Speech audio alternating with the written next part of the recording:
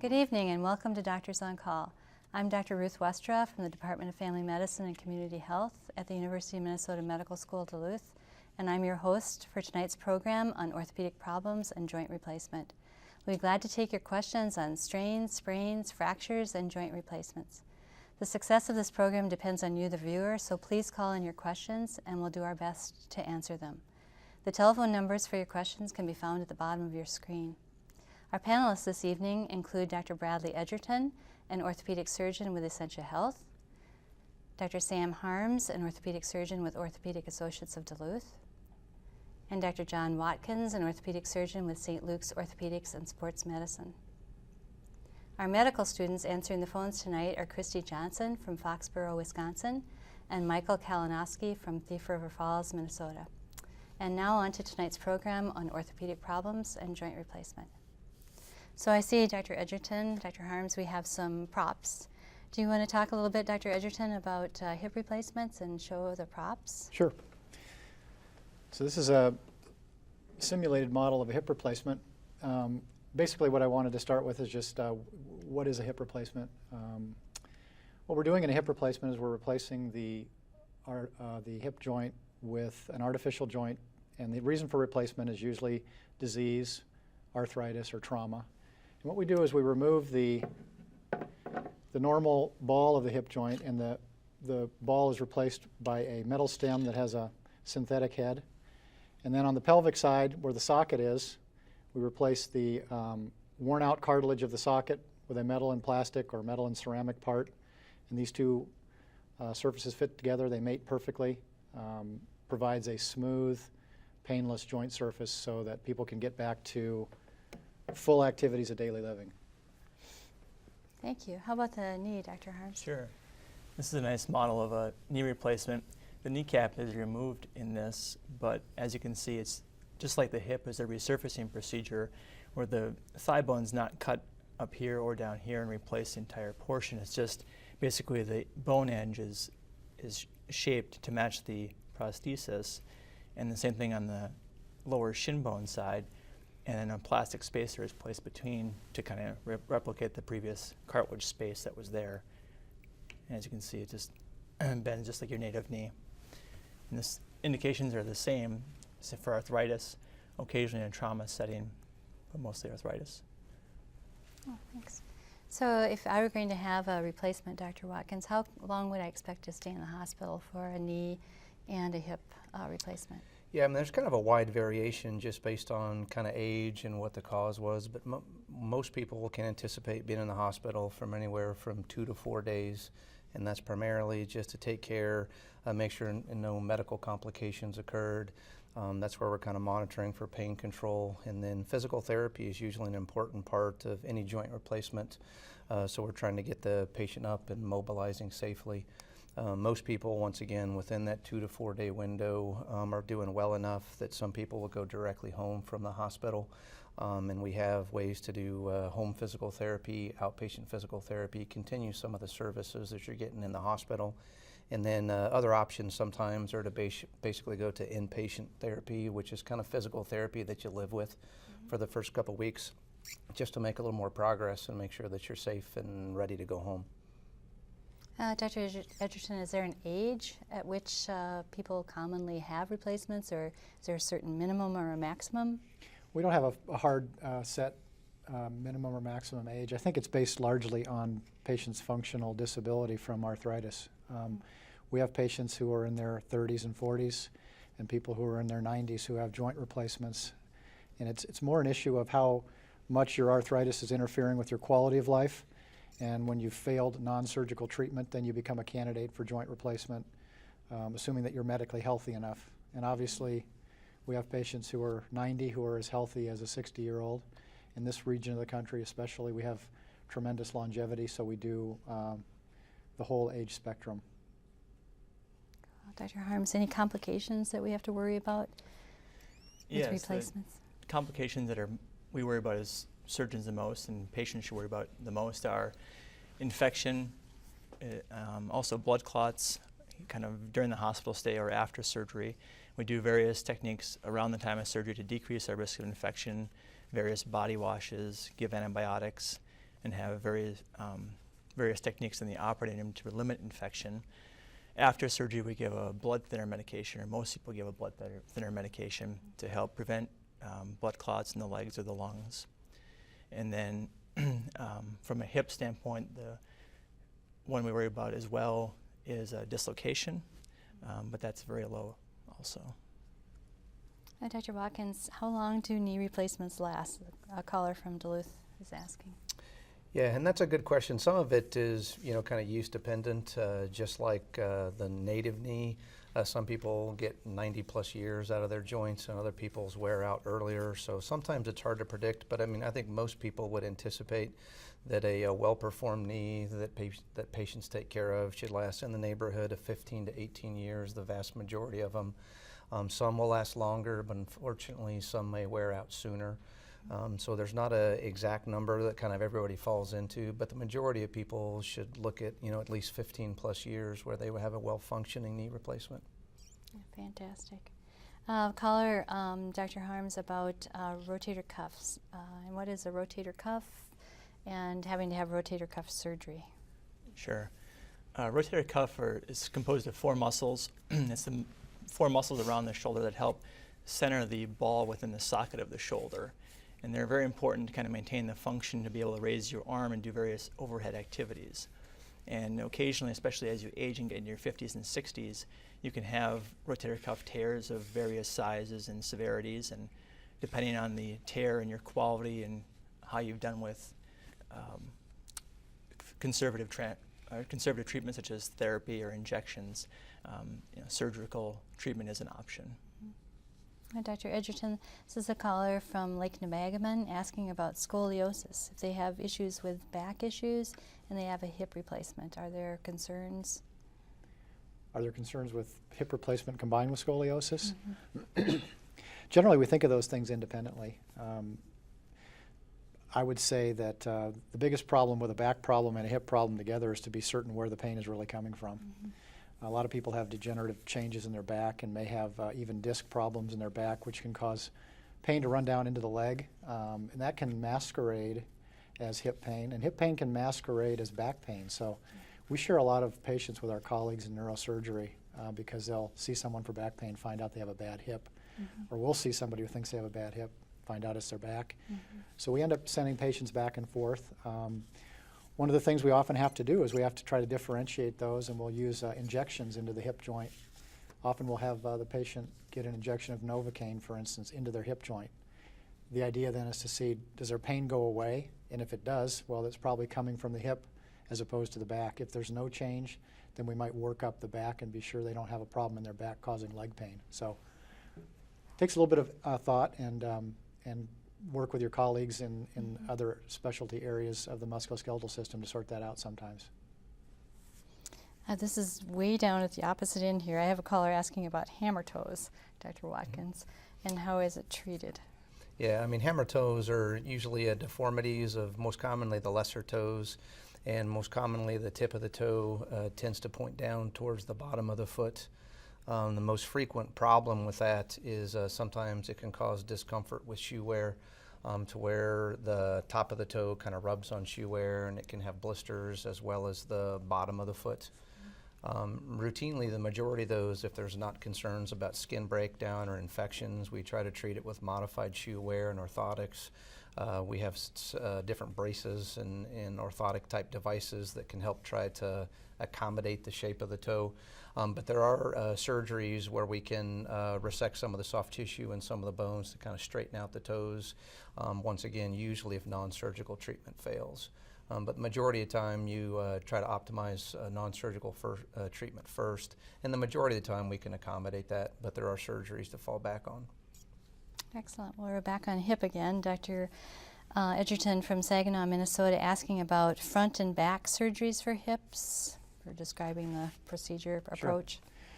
I think the question probably is asking about direct anterior hip surgery. It's become somewhat popular in the common literature. Traditionally, we've done hip surgeries through an incision on the side of the leg. We call that a lateral incision. That involves taking down a little bit of muscle to get in and out of the hip joint.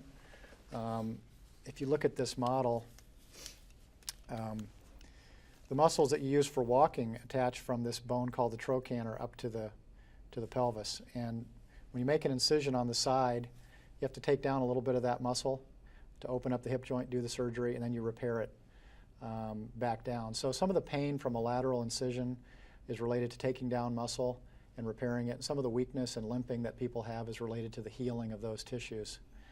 It turns out now that in the last 5 or 6 years in this country, it's been popularized or becoming more popular to look at the option of doing a surgery on the hip through the front.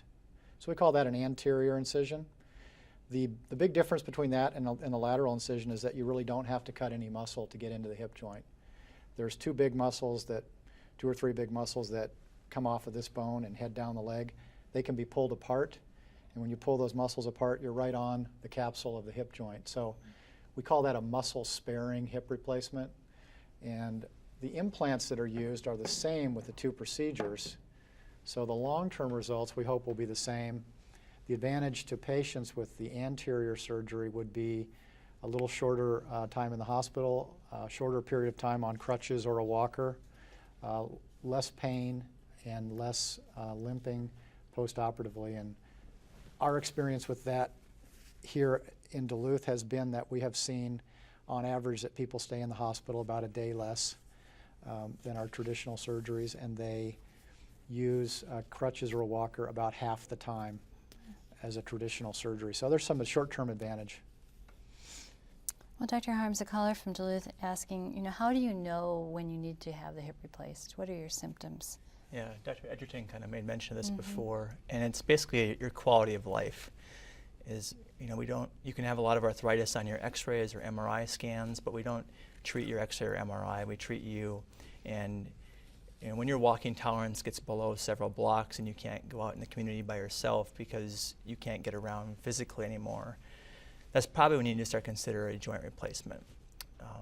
But you should probably exhaust all conservative treatments like different medications, injections, exercise programs to try to prolong your non-operative course as long as you can before you do need a hip or knee replacement.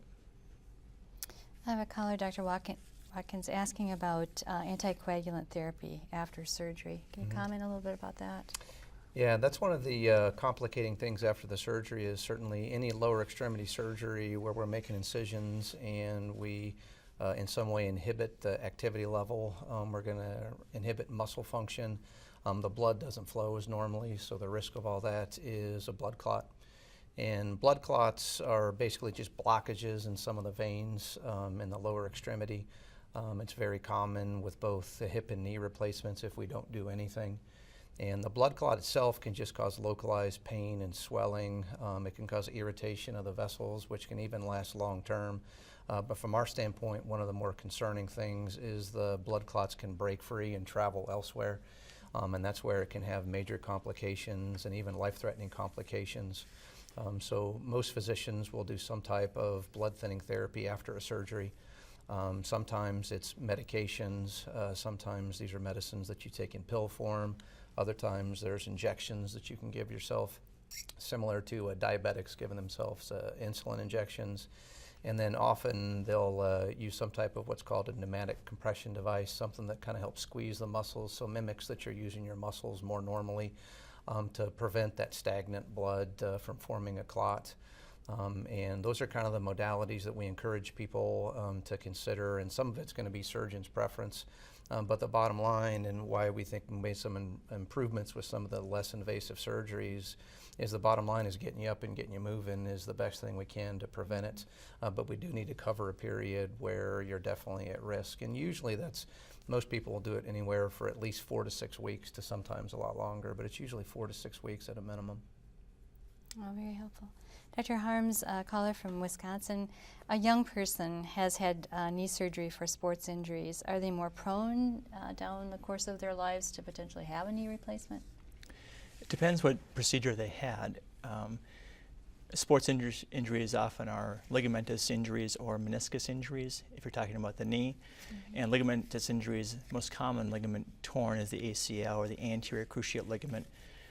Along with it, you can also have meniscus tears that occur with those injuries, or you can have isolated meniscus tears. Most younger people are undergoing ligament reconstructions to help stabilize the knee and prevent further meniscus tears down the road.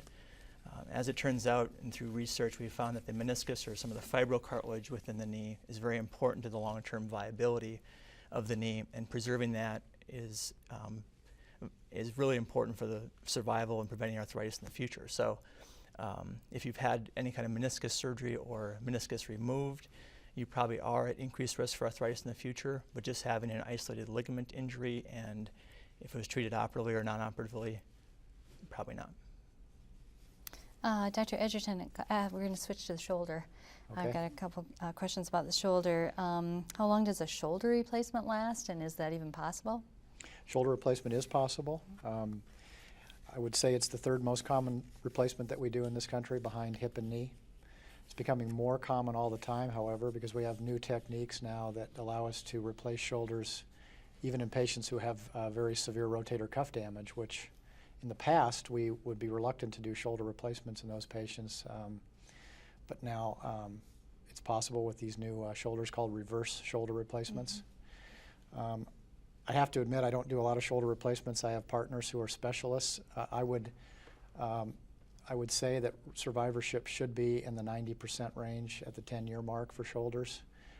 You guys probably do some shoulder replacements and maybe give better numbers. I would agree that, you know, for a primary total shoulder replacement where you replace the ball in the socket similar to a hip replacement, I'd say the survivorship is probably 90% at 10 to 15 years. For some of the reverse prostheses that we have now that is more for rotator cuff disease that's not repairable, that's a newer procedure, and the results, we don't have long-term data, but it's probably not quite as long as a primary arthroplasty. How about Dr. Watkins, a caller asking about circulation problems after shoulder surgery? Would you have more tendency to have that, or probably not related at all? Shouldn't be related directly to the surgery. The exposure that most people use for shoulder replacements is an incision on the front of the shoulder, and we are dealing with one of the major veins that helps drain blood from the arm.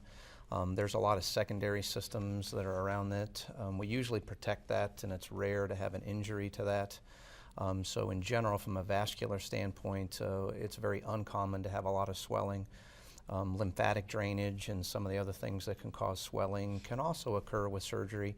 But in general, shoulder replacements, once you recover from the soft tissue swelling from the surgery itself, you shouldn't expect to have a lot of activity-related or dependent swelling in the extremity at all. Dr. Harms, that caller is asking about elbow replacements. Last resort surgical option? It is a last resort surgical option, and it's not a common arthroplasty or joint replacement that we do, but it is an option for end-stage elbow arthritis for limitations in range of motion or pain. The problem with the elbow replacement is that most people will place you on a lifting restriction of up to 10 pounds after you have the replacement, because we don't have as durable of products or fixation methods around the elbow. So unfortunately, it's more for elderly people who have very low demand on their upper extremity, probably not a right operation for a person who is a carpenter or laborer of any type.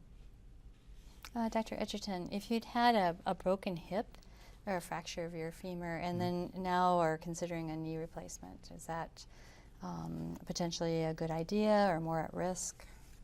So if you've had a fracture of your femur or thigh bone, that can present some technical complications with doing knee replacement surgery. It can also lead to the need for knee replacement surgery. We've all seen patients who many years ago may have had a thigh bone fracture that healed at an angle. That creates abnormal stresses on the knee and can cause one side of the knee joint to wear out, precipitating the need for a knee replacement. So it can be a factor causing the need for knee replacement. Also, if there's hardware, say a plate or a rod in your thigh from that fracture, that may need to be either taken out or worked around with a knee replacement. If you do have a deformity, sometimes we have to use special techniques to make sure we get the knee aligned correctly, because we can't rely on the natural straight femur as a reference point. We have to use referencing off of the hip or some other mechanism to be sure we get the knee in straight. It's a little more challenging, but certainly doable. So there's quite a bit of measurement when you're doing knee replacement. Knee replacement is a very analytical kind of replacement. It's very much driven by the use of what we call jigs, which any woodworkers out there know you can use to make perfectly right angle cuts and control exactly what shape your cuts are, and we do that in the knee as well. And it's very important that everything line up correctly to have a good outcome. Very helpful. Dr. Watkins, a caller from Ashland asking about a clicking. Sometimes they're getting a clicking after a knee replacement. Is that a common thing?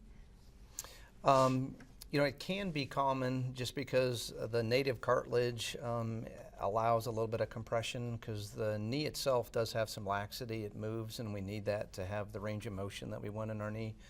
When we have joint replacements, we're replacing that with a much more rigid implant. So often patients after a joint replacement will notice a clicking type sensation, but that's actually the normal laxity that we need to get the motion back. It's just now that we have man-made materials that are making that joint. So if it's not associated with pain or swelling, often it's just the fact that we have a man-made joint in there. Painful swelling, painful clicking that's associated with swelling can be a little more concerning. That can be some soft tissue irritation around the knee, and there's different types of knee replacements that we can use. Sometimes some are a little more prone to that than others, so it's something if that patient has had a knee replacement and is concerned about some clicking like that, I would recommend, touching base with their physician, because likely it's something that they can just reassure them that it's fine. But there's a couple things that potentially could be causing that could be addressed. Mm-hmm. Dr. Edgerton, a caller is asking about double hip surgery. Do we do that? Do we do both hips at the same time? What's the consensus? You commonly will have both hips be arthritic. That's not uncommon, just as both knees may be arthritic. And we frequently do simultaneous bilateral knee replacements in this country.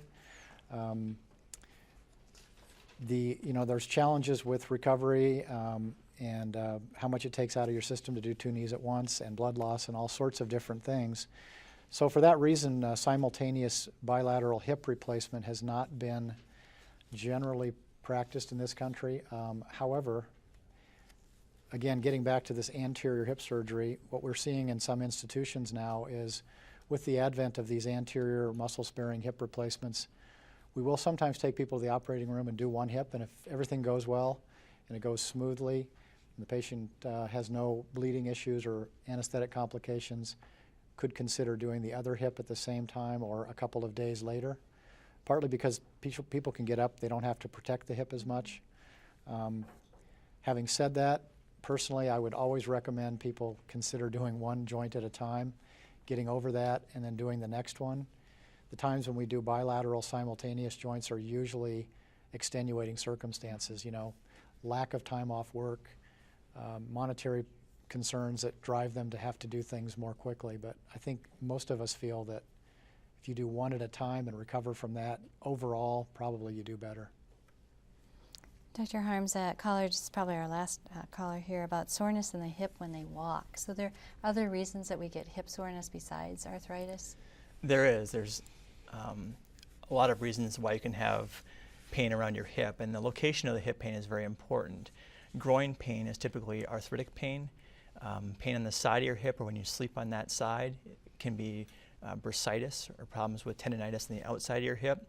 You can also have tendonitis of the abductor tendons, some of the muscles that Dr. Edgerton talked about, that can cause you pain. You can have pain in your hip that's referred from your back. There's multiple reasons why you can have pain around your hip, and it's important to localize that to an area. And when you see somebody, is mention all the symptoms you're having, because certainly hip arthritis is not the only reason to have hip pain. So Dr. Watkins, when you first are seen by the physician, would you do an x-ray to diagnose whether you needed a hip replacement or not? Yeah, routinely x-rays are the most frequently ordered study that allow us to get a picture of what the overall health is, and what wears out in a joint replacement, the articular cartilage, we actually can't see on an x-ray. But we can see the surrounding bone, and based on the space in between the two bones on either side of the joint, that gives us an idea of how much articular cartilage is left. And then sometimes with arthritis, you can get bone spurs, some other things that we can see on x-rays that give us an indication that there's some degree of arthritis in that joint. Well, thank you all very much. I want to thank our panelists, Dr. Bradley Edgerton, Dr. Sam Harms, and Dr. John Watkins, and our medical students, Christy Johnson and Michael Kalinowski. Please join Dr. Alan Johns for a program next week on eye problems, when his panelists will be Dr. Charles Ahrens, Dr. Timothy Quinn, and Dr. Kevin Tracy. Thank you for watching, and good night.